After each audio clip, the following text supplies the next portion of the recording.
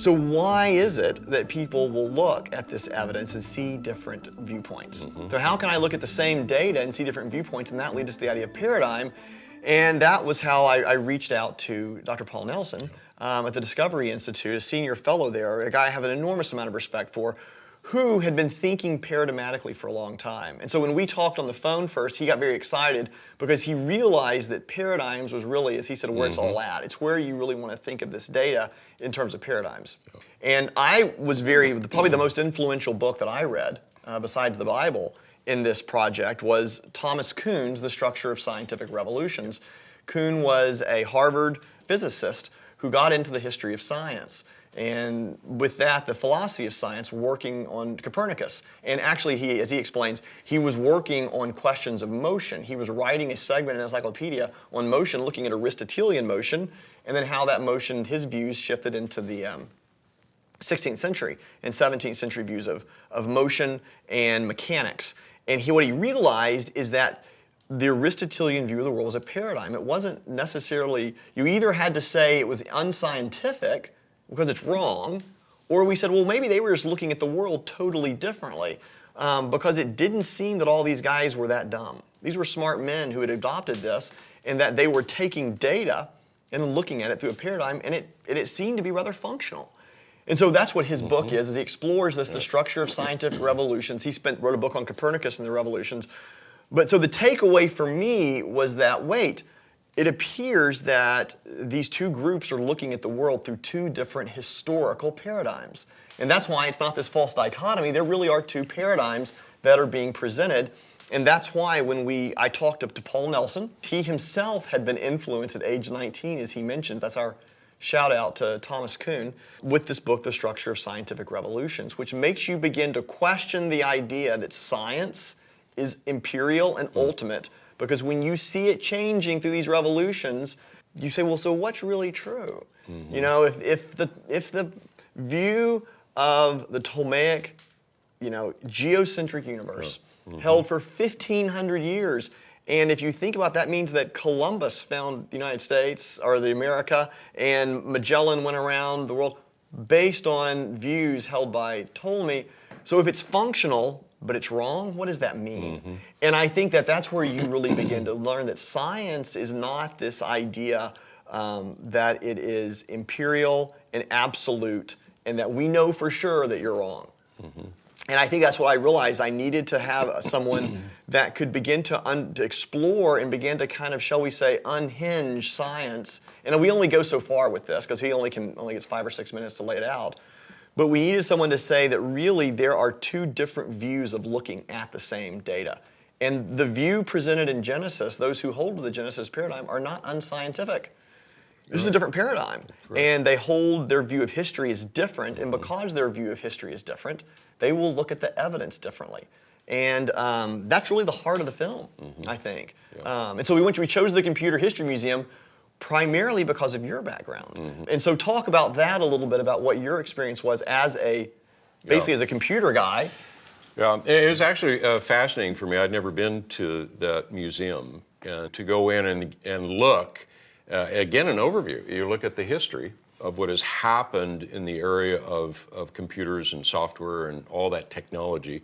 It gave you a deep understanding of just how far we have gone in that technical progress from the very rudimentary machines, Babbage and the others, all the way up, even past the supercomputers, that were represented there.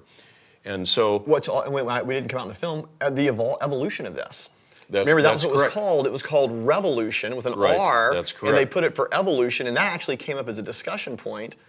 It did. I mean, we didn't make it to the film, but this came up. We see all this progress. We call it evolution, but it's not. I mean, it's progress, and you can see the increasing complexity and functionality and everything. But that progress was not the result of random things. It's like I think in the film, we actually talked with Dr. Carter about this when we were down in St. Thomas. We talked about the absurdity of someone thinking For example, I worked on operating systems at one time, and with my fellow software engineers, it would be absurd for us to get together and think, hey, how about if we just start randomly changing this operating system and it will get better? I mean, that would be ridiculous. I would probably put in a straitjacket. And we all know this in our own life. We know that things don't get better if we just randomly do stuff. And yet, quite frankly, the fundamental paradigm of the evolutionary process is built upon that notion that random processes somehow lead to all the exquisite order that we have here. Well, that's just not the real world. But it's what we have to have in a paradigm that requires a long period of time in order for our mind to go blank to somehow accept the fact that random processes bring forth all of this exquisite order. No, I think that's right. So that was the idea. We wanted people, I wanted to get them in a location, or put us in a location where everyone would think, that's right, computers are very clearly, if I say they evolved, as Paul said, they came through intelligent design. And that's really what Paul's area is intelligent design. But the area that I also wanted to explore is this idea of intelligent design in time, is that you cannot have design outside of time.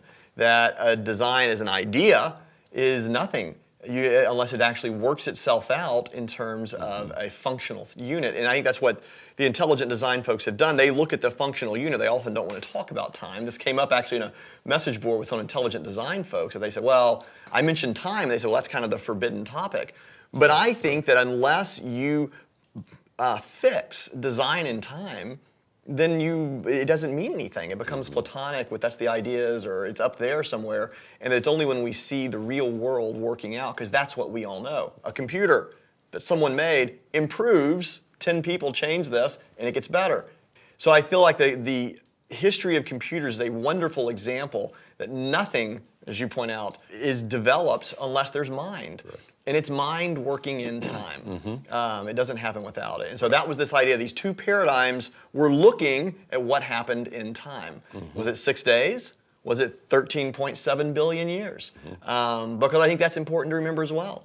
The idea of cosmic evolution from the Big Bang moving up through the various galaxies forming the nebular hypothesis, moving into the cooling event 4.5 billion years ago. I mean, these are events that are happening. And as opposed to these fiat creations where you have everything working simultaneously. So I know we'll get into additional materials. We talked about supercomputers and the nature of those design, the nature of the cell, how a cell is far more powerful than a supercomputer. So, but at the end of the day, design in time in a quick and a very biblical oriented time, I think that was the heart of the film. Right.